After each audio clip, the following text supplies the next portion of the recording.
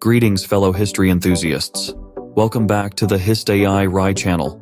Today, we embark on a fascinating exploration into the past with furs and frontiers, unraveling the tapestry of the French fur trade. Prepare to journey through the untamed wilderness, the heart of commerce, and the cultural crossroads that define the era. Welcome to a fascinating exploration into the past, with furs and frontiers, unraveling the tapestry of the French fur trade. As we step into the early 17th century, a period pulsating with exploration and economic potential, our focus turns to the birth of enterprise in the French fur trade.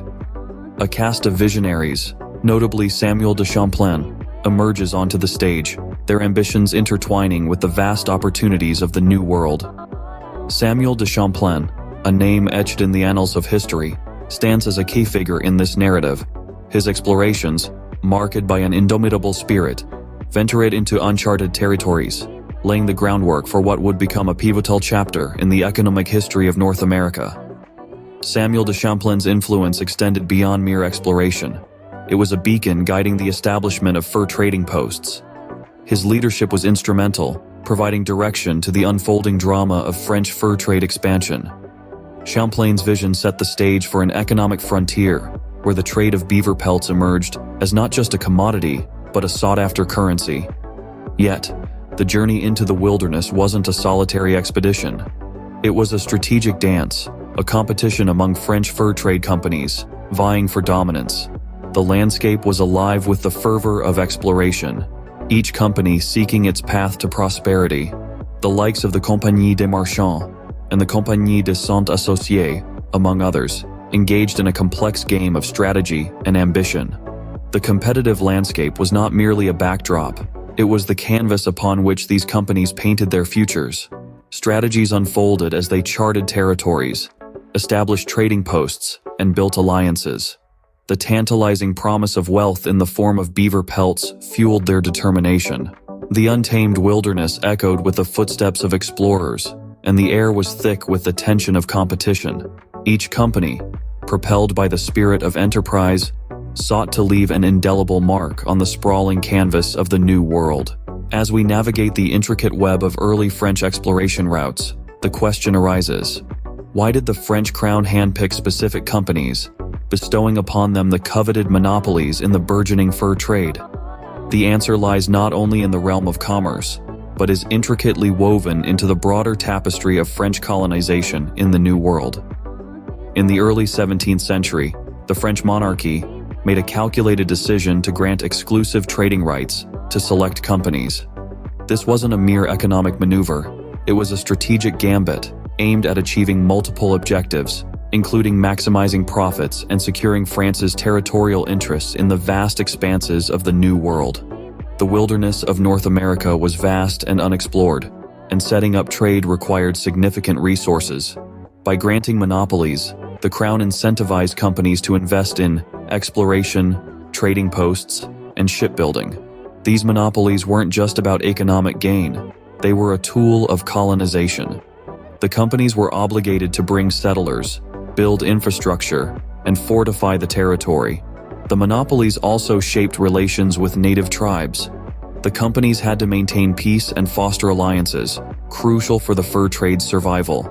The dynamics of the fur trade were thus molded by these monopolies. They determined who had the power to trade, where they could trade, and with whom. They impacted everything from colonization to cultural exchanges with native tribes. Monopolies were the gears that kept the trade machine well-oiled and running. The wilderness was vast, and the territories expansive. The French fur trade did not just skim the surface of North America, it delved into its heart, establishing key trading posts that would become the lifelines of this lucrative business. From the icy shores of Hudson Bay to the meandering Mississippi, these posts were far more than mere commercial entities. They were hubs of cultural exchange, where French traders, indigenous peoples, and exotic goods converged in a unique blend of commerce and culture. The trade routes, like veins threading through the continent, were not just pathways for pelts and products. They were harbingers of change, leaving indelible marks on the land and its inhabitants. The environmental impact was profound, transforming landscapes and wildlife populations. Economically, the fur trade fueled prosperity, while culturally, it fostered a fusion of French and indigenous customs. These routes were the arteries of a thriving trade network. The trade was not just about fur, it was a bounty of diverse goods.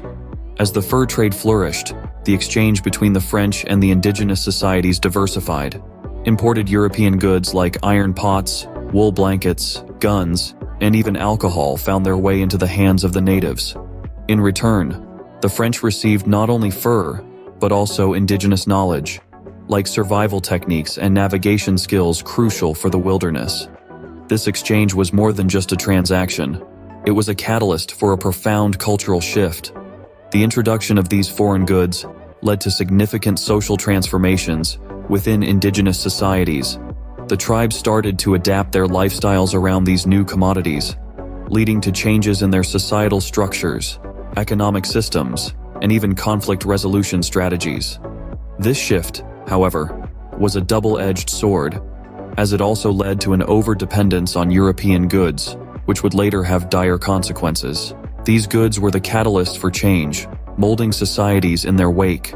The fur trade was a cultural crossroads, a meeting point for diverse worlds. It was not merely an economic enterprise, but a confluence of languages and beliefs.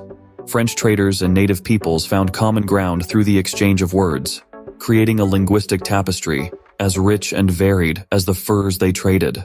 At this junction of cultures, Christianity made its imprint on native spirituality. French missionaries, often accompanying the traders, introduced Christian concepts to the indigenous peoples. This led to an interesting fusion, where traditional native beliefs and Christian doctrines intertwined, resulting in a unique spiritual landscape. As the French and natives interacted, they wove together a shared tapestry, blending their customs, values, and ways of life. It was the fur trade that facilitated these exchanges, making it not just a commercial venture, but a catalyst for cultural integration. It was a melting pot of cultures, ideas, and beliefs. As the French fur trade carved its path through the untamed landscapes, it wasn't solely a male endeavor. Women, with their distinct skills and perspectives, played multifaceted roles that were essential to the industry's success. Native women were adept at various aspects of the fur trade, from tanning and preparing hides to managing trade negotiations. Their deep connection to the land and profound knowledge of local ecosystems made them indispensable partners in this economic venture. French women, often joining their fur trader husbands, brought a touch of European domesticity to the wilderness, contributing to the establishment of familial and social structures within trading posts.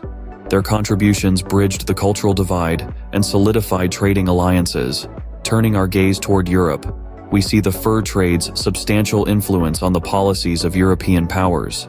The demand for fur not only fueled exploration, but also shaped colonial strategies. The fur trade served as a diplomatic tool, a means of asserting control, and a vehicle for expanding influence. Now let's consider the strategic adaptations in the face of geopolitical changes. As territories shifted hands and alliances realigned, the fur trade remained a constant, adapting to the changing landscapes. It was a game of resilience and resourcefulness. In essence, the fur trade was a game changer, rewriting the rules of power and politics. But it was not all smooth sailing. The Beaver Wars were a testament to that. The Beaver Wars, a series of bloody conflicts in the 17th century, were sparked by the insatiable demand for beaver pelts and the competition it bred. The Iroquois, armed by the Dutch and later the English, sought to expand their fur trade at the expense of tribes allied with the French.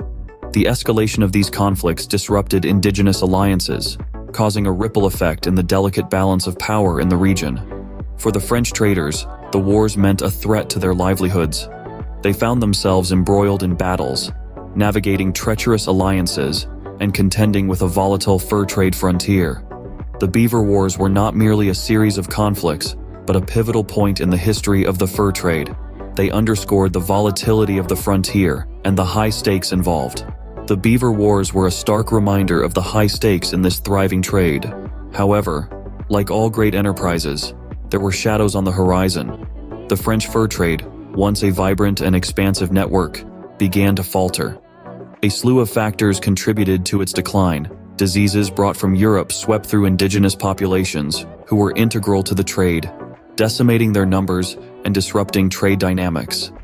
Then, there was the fickle nature of fashion. As beaver hats fell out of favor in Europe, the demand for furs plummeted. This fashion shift struck a blow to the fur trade's profitability, throwing its future into uncertainty. Lastly, the shifting geopolitical landscape played a significant role.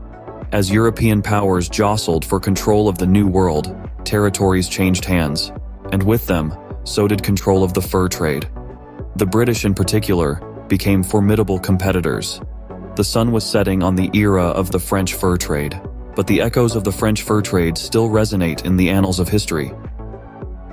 The legacy of the French fur trade is monumental, a vast tapestry woven from threads of exploration, commerce, and cultural exchange.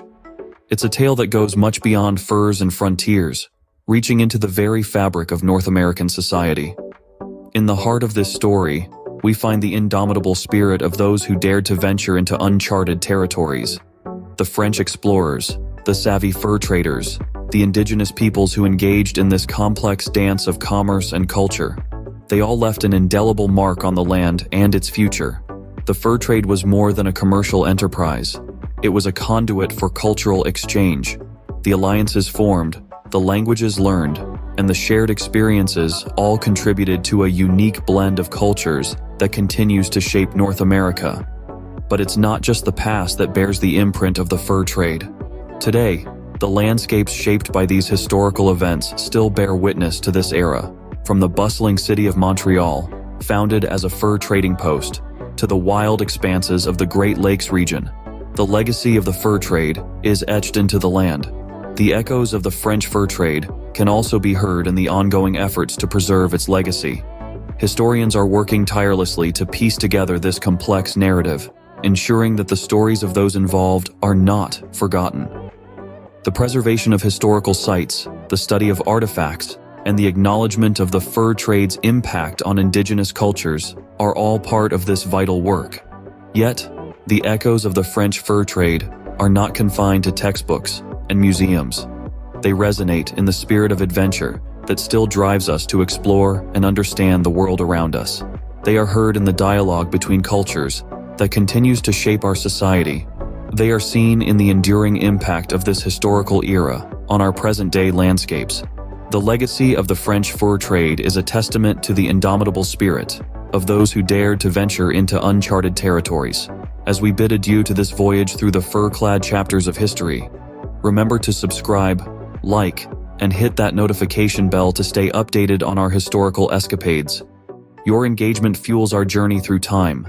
This has been the HIST-A.I RI channel, where the past comes alive. Until our next historical venture, keep exploring the echoes of our shared past.